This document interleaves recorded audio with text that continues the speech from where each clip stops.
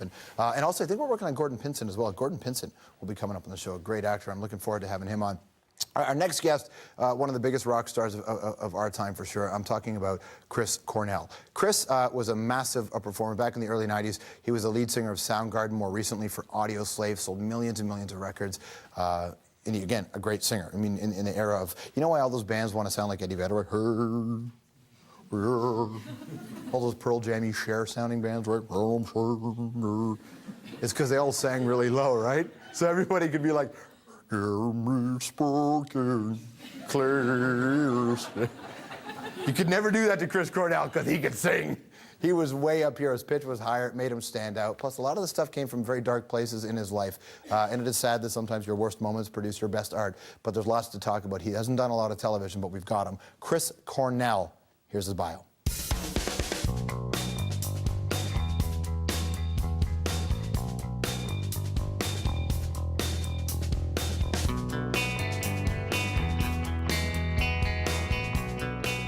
All right, grab my hands, my friend, and let me take you back to a time long ago referred to as back in the day, the early 90s. Remember the music scene? Grunge exploded. Now, we all know that the Seattle bands became world famous, and while the bands were famous, their lead singers became icons. And the holy trinity of the grunge scene were as follows: Kurt Cobain and Nirvana, Pearl Jam's Eddie Vedder, and Chris Cornell from Soundgarden. Chris had a powerful voice, very dark lyrics. He appealed to many people. Let's be honest, a lot of people thought he was handsome as well. So what's Chris's story? Well, I'll tell you, he is a Seattler, tried and true, born and raised in the city of the rain. Now, as a young man, his parents had split up, and like a lot of kids who go through that, well, they have a different way of handling it. Chris became depressed.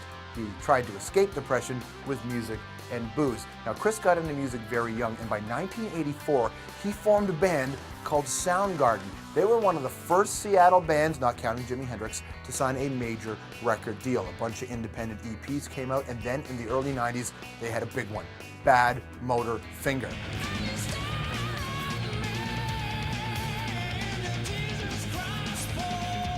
Now, while songs like Jesus Christ Pose and the like got people paying attention to Soundgarden, it wasn't until a few years later, 1994, when they put out Super Unknown, that they became super known. That record debuted at #1 on the Billboard charts, even won the guys a couple of Grammy Awards. But like many scenes, they're bound and doomed to end. And like many grunge bands, Soundgarden's time at the top was pretty quick. 1997, the band broke up. Chris continued to struggle with depression, alcohol, and drugs. Then all of a sudden, in 2001, he hooked up with the members of Rage Against the Machine, and his return to rock was with a band called Audioslave.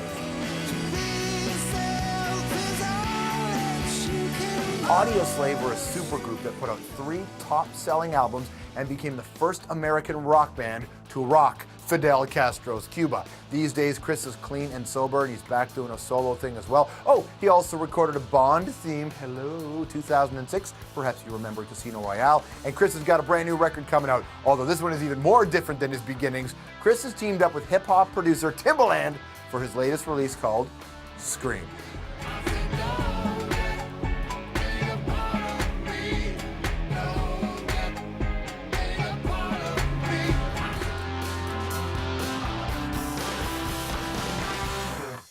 Everybody say hello to Chris Cornell. Hello, man. Nice to see you. How's things? Good.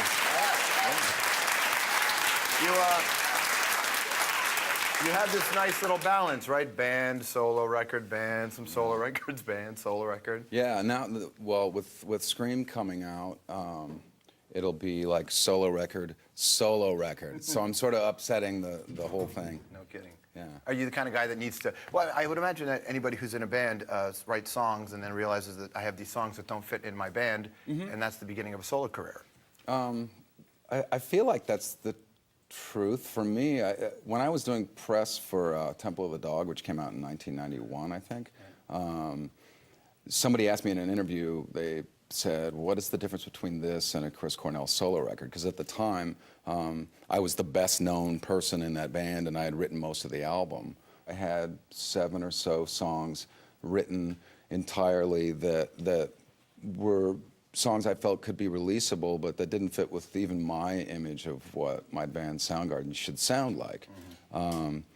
And that was a theme that always went on. I had tapes and tapes of like experimental music and songs that I did at home that weren't going to be songs that I used in the band that I was known for. And I would give them to friends at Christmas or just kind of play them for people, you know, and they're still sitting in a box I have at home. You should just give them all to Celine Dion. You'll make $4 trillion. Record these songs, you'll be done, man. That's a great idea. I'll carry him with me, and if I see her, just hand where them do you over. find her now? She's not in Vegas anymore. She's not in Vegas. I'll make a call for you. Thank you. That's how we'll do it. Thank you. But listening to the Scream stuff, I can't imagine that you would ever even have thought of approaching any of the two bands you were in, saying, here's the record to make. Because, I mean, it's not a dance record, but it's kind of a dance record. And it's not a hip-hop record, but it's kind of a hip-hop record. But there's still, like, layers of Chris Cornell vocals. And I thought, holy shit, how did you come up with these songs and think, what do I do now? Well, this goes back a ways, I think. You know, when I first started hearing beat-based music or music where there were loops or samples, it wasn't all just in the hip-hop world. You heard it in kind of a little bit in the indie world as well. And in Seattle, where I grew up, there was also a hip-hop show on cable access that was once a week. It was 1 hour. They never played the same video twice. They never played a video by anyone I'd ever heard of and have never heard of since. And from that point on, I started thinking about the idea of, at some point, making an album where it can be drum loops and samples and more beat-based and just something that I wanted to experiment with. Do you when you sit into a studio and you started working on those tracks with Timbaland, did you look around thinking, okay, which one of my fans are going to buy this record? Which one of my fans, which radio stations that I'm on are going to play this record?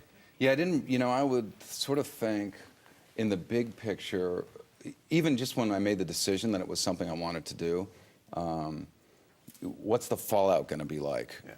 Because people are going to some people are going to be mad. Even Timbaland said it the first day we sat down, he said, people going to be mad. I'm like, yeah, you know, I know. Like your record label. And then I thought, I sort of thought past that because I've been through that before.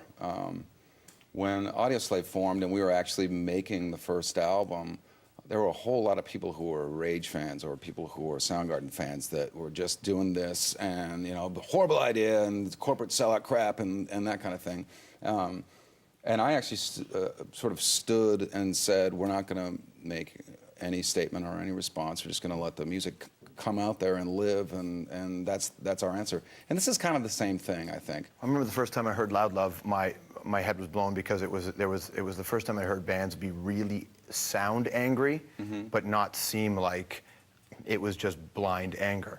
It seemed like there was some growing up going on as part of that, and I wondered if when all the songs that made you famous, you know, stopped being, I guess, a part of your development. You no longer related to them. When you go on stage and you sing them, are you more like the kid who is just going there because this is just what I do now, or do you still feel that?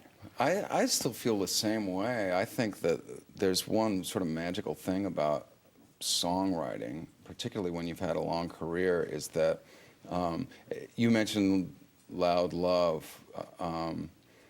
I had the band that I have out with me now learn that song about a year ago to play it, and that meant that I actually had to listen to it too and remember the arrangement because it's very arranged. Yeah. And then when we were on stage and I was singing it, I remembered where I wrote it, this little attic room. I remember why I made all the decisions of how the arrangement should go. I remembered what parts were difficult. When we were rehearsing it as a band and recording it, it was like a time machine. It triggered virtually everything as though I had written it the day before. But I wonder what happens when you go back to a song that came out of a bad place. And do you go back to the song and go, I don't think I want to relive that? I try to beat it, really, to be honest. If I go to a song, and there's a lot of them that came out of really bad places. Was Ty Cobb out of a bad place? It's sort of starting to be, yeah. And the whole first Audioslave record was really out of a really bad place. But because I came out of that bad place, there's sort of a triumphant approach to being able to sing it now. And also there's some sort of a positive attitude that comes out of the fact that, look at how lucky I am that I get to express those things in music and then go out there and play it for other people, because what ends up happening is that people will come up to me when I meet them wherever it might be, in a restaurant, at a show, whatever, and they will point out those specific songs, ones like you might be talking about, and say, this helped me through a really difficult time, simply because they identified with it. Well, now, and as you've grown and you've moved on to do other things, I know people will still hold you to some of that. I heard a story about you moving into an apartment in Paris, but your neighbors didn't want you in there? Well, I met my wife in Paris, and a good Greek she's girl. Greek, and a Greek family. And this was literally just by the grace of God. She lived with her mother and her brother in an apartment. And once I met her, I was touring with Audioslave. Anytime I had any break at all, I would fly back to Paris and see her, and I would stay at a hotel, and you know, we did everything proper in the Greek tradition, yeah. and exactly. Careful, right? So one of the visits, we planned to get married and have kids right away. And one of the visits, we had already talked about living in Paris. I come and see her, and she says, I wanted to show you something, but don't say anything. Because another one of the Greek traditions is you keep your mouth closed, otherwise, you know, something that's positive might not come to pass. Mm-hmm. So she takes me one flight of stairs up from the apartment and opens the door, and there's an empty apartment.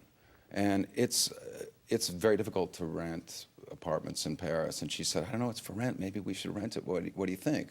And I thought it was a great idea. And I think she felt like maybe I wouldn't want to live right above her mother and her brother, and basically her family. Her father's there too. So I thought it was a fantastic idea. So we went to rent it, and the only problem I had was that I was a musician, and I had to get the head of Sony and Interscope Europe to call the people and tell them, no, this is not, he's not Axl Rose. No, he's like really normal, which I was, you know, my whole life was pretty much not, like I might smash stuff on stage, but, you know, pretty quiet at home. Chris has got a brand new record. It's called Scream. It will be out next month. Thanks for coming in, man. My pleasure. Thank you. Chris Cornell, everybody. We'll be right back.